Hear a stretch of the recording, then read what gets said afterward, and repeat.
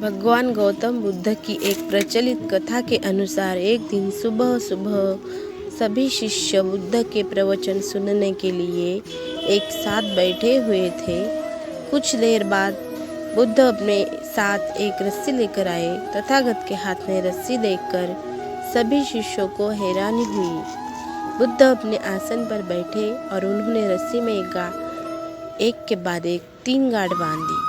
इसके बाद उन्होंने शिष्यों से पूछा कि क्या ये वही रस्सी है जो गांठ बांधने से पहले थी। इस प्रश्न के जवाब में एक शिष्य ने कहा कि तथागत, इसका उत्तर थोड़ा मुश्किल है। यह हमारे देखने के तरीके पर निर्भर करता है। एक तरह से तो रस्सी वही है, इसमें कोई बदलाव नहीं है। एक अन्य शिष्य ने कहा कि अब इसमें 3 गांठें लगी हुई है जो कि पहले रस्सी में नहीं थी। इसे बदला हुआ भी कह सकते हैं। कुछ शिष्यों ने कहा कि वास्तव में मूल रूप से रस्सी वही है, लेकिन बदली हुई दिखे, लेकिन इसका मूल स्वरूप बदला नहीं है। शिष्यों की बात सुनकर बुद्ध ने कहा कि आप सभी सही बोल रहे हैं। अब मैं इन गांठों को खोल देता हूँ। ये बोलकर बुद्ध रस्सी के दोनों सिरों को खींचने लगे। बुद्ध ने पूछा कि क्या इस प्रकार रस्सी की गांठें खुल जाएगी।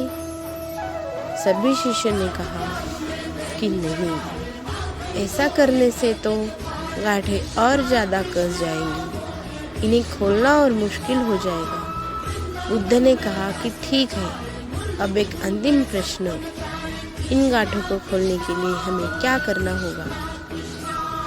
शिष्यों ने कहा कि हमें इन गांठों को ध्यान से देखना होगा, जिससे हम जान सके कि इन्हें कैसा लगाया गया है। इसके बाद हम गांठें आसानी से खोल सकते हैं।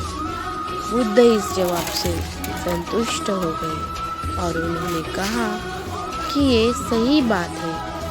हम परेशानियों में फंसे रहते हैं और बिना कारण जाने ही उनका हल खोजने लगते हैं, जबकि हमें पहले से समस्याओं के मूल को समझना चाहिए। जब समस्याओं की वजह समझ आ जाएगी तो उन्हें सुलझाना बहुत ही आसान हो सकता है। धन्यवाद।